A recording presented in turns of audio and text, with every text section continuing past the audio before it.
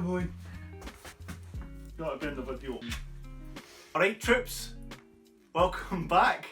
But that's me home, and unfortunately Canada kicked me out. Still in my heart. But if you have any complaints and you're sad about me being kicked out of Canada, please complain to canada.gov and get me swiftly back out of there. So I'm back in my childhood home. It's the new studio we're building. If my dad was to tell you, it'd be the new bar. If my mum was to tell you, it'd be the summer house. But it's the DRAMALERT studio. It's undergoing some renovations right now, but we'll hopefully have a new space to record these videos for you.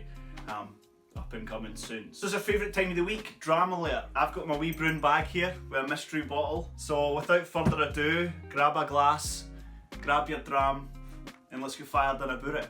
Look at this wee cracker. Can you tell what it is yet? By the colour and just even the glass here, I'm really looking forward to getting into this. I'll not tell you quite what it is just now. What I will tell you is it's 10 years old. It's completely natural colour. It's 46%. It's non-chill filtered. So everything we love to see. Last year it completely blew up. Everybody was reviewing it and absolutely loved it. It was on a few whiskey channels, Whiskies of the Year. So without further ado, Aaron, 10 years old, and as you can see from the look of the bottle, my dad's been enjoying it. I actually bought this bottle for him just before Christmas when my little nephew was born. I was still in Canada and I had a bottle in the house, so I thought, you know, what would be really cool is to buy a bottle of this over here so we could drink the same whiskey to wet Blaine's Heed. So from what I can tell you about it, it's made by the Isle of Arran distillery, obviously situated in Lochranza on the Isle of Arran. The distillery was built or started in 1995, so it's quite a young distillery, only 25 years old, and denoting from that is the release of the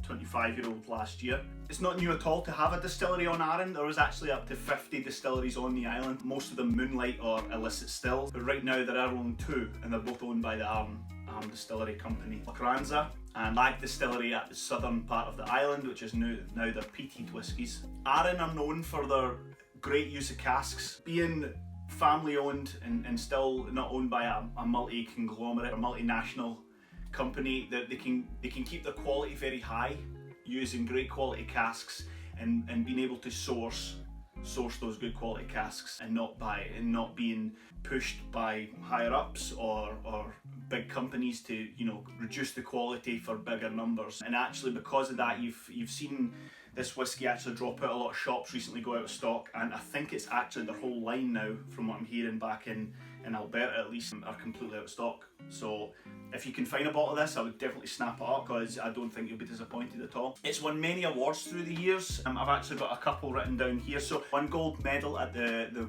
World Whisky Awards 2019. It won the gold medal, 95 points at the International World Whisky Competition. Won double gold in San Francisco 2018 and won gold in 2012 as well. And it won double gold in the China Wine and Spirits Awards 2014. So it's been around a long time. It's actually, as I said, it's went through this packaging change, which is really eye-catching, and all the line are along the same way just now.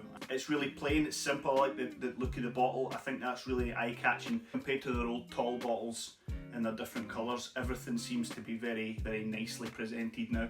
They actually have Braille on their label as well, which I really like. It's very inclusive because blind people drink as well, believe it or not. I've actually drank myself blind on this whiskey, so there you go. So at least you still know what you're drinking, right? So the 10-year-old is their flagship whiskey. For me, I think it's a must-have for every house bar, every bar in town. I think it's a very nice presented whiskey. We'll get into tasting it just now, but it is their flagship whiskey. I think it's been around since pretty much the start, obviously since probably 2005, obviously being 10 years old. It's made up of first fill bourbon and first fill sherry hogshead, predominantly all first fill bourbon. It's really bourbon heavy on this.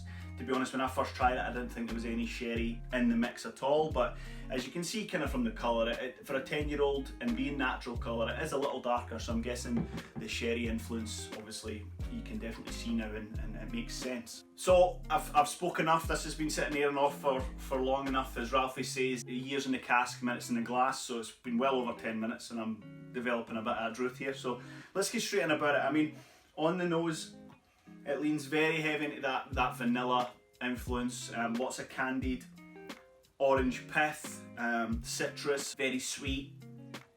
You smell a nice woodiness off it as well, which originally I bought this whiskey because I had good reports of it, that you can really taste and smell the good quality casks in it, which I was really looking for at the time, and it actually put me on this massive bourbon you know, ex-bourbon whiskey kick. There's definitely a little honey there as well, and as you can see from the legs and the glass, it's very thick. Typical island style, quite oily, but sweet oily, not really briny or salty or savoury. I don't know if the camera's picking this up at all or not, if we can see the legs, but when you buy a bottle, you're gonna love it just as much as me. So cheers.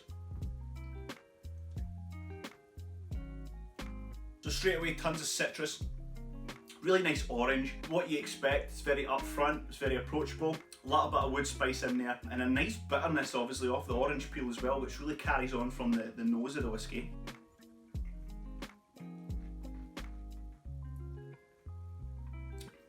A real nice sweet wood tannin off that too, a nice oakiness. It's not super charcoaly or burnt oak, it's real fresh. It's almost like licking a laminate floor, as I would tell people when I was selling it to them. That sounds terrible, but honestly, the woodiness really shows clear for me, and that's what I love about it. The finish is lovely, it's rich, it's warming, you know, it carries on down through, it's got a real nice long finish.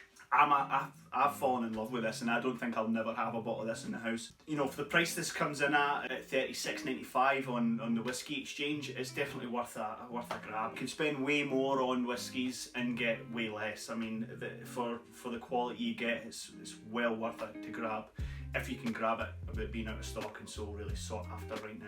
So if you enjoyed that today, I know I did, and I'll be finishing this bottle off soon. Smash the like button, subscribe and click the bell icon so you're notified as soon as I release another video here. We can all have another dram together. I do promise to be more consistent. Now that I'm home, I'm not going through the whole process of having to move home, so I'm back. I should be more consistent with videos. I'd really love to bring you more drams in the future. I'm quite excited about that. I hope you are too. Have you tried the RM10? Have you tried any RM products at all? Leave a little comment in the comment section. I'd love to chat to you about it. And if you're real pumped about it like I was when I first picked it up, leave a comment too. I'd love to hear from you guys. I really think this is something that everyone should pick up. So now I'm going to go finish this glass and finish this bottle. How many times did I say or whiskey in that video? You should probably put a whiskey counter in your next video, to be fair.